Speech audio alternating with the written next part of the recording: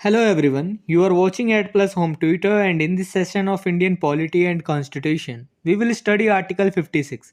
तो शुरू करते हैं बिना किसी देरी के।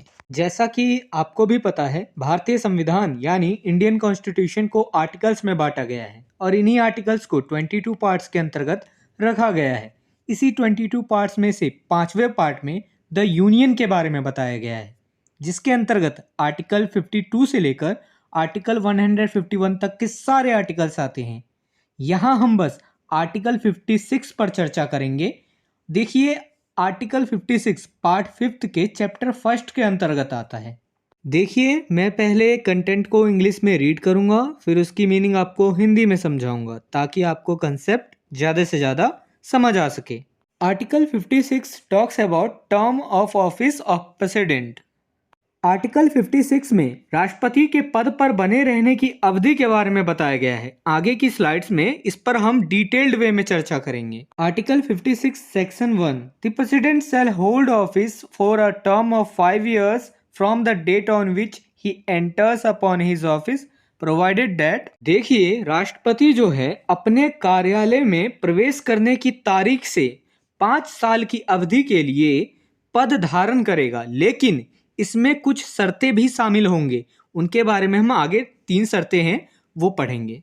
पहली शर्त, the president may by writing under his hand addressed to the vice president resign his office. 5 साल की अवधि पूरा होने से पहले ही प्रेसिडेंट चाहे तो वाइस प्रेसिडेंट को संबोधित करते हुए लिखित रूप में अपने हस्ताक्षर सहित प्रेसिडेंट अपना पद त्याग कर सकते हैं। तो प्रेसिडेंट अपना रेजिग्नेशन लेटर किसको देगा? वाइस प्रेसिडेंट को। दूसरी शर्त, the president may for violation of the constitution be removed from office by impeachment in the manner provided in article 61।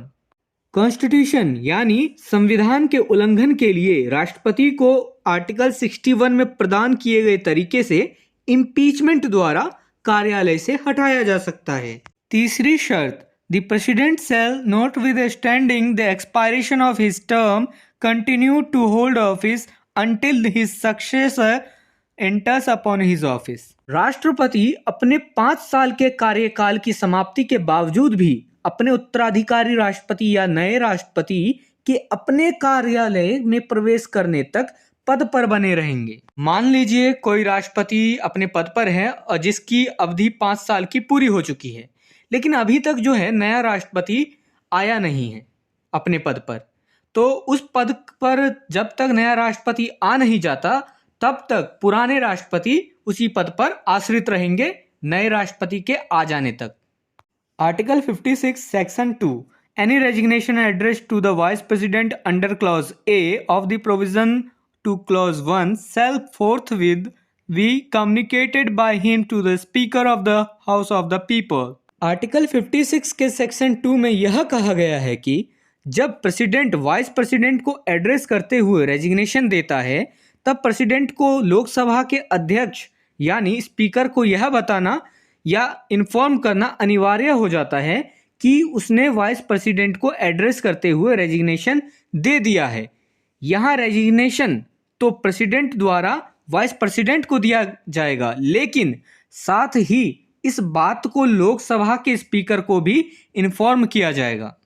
If this video is helpful for you, then please like and share this video, and if you want see some more these type of videos, then subscribe the channel and click the bell icon and select the all option for upcoming videos. And I hope you have a great experience by watching the Ad Plus Home Tutor.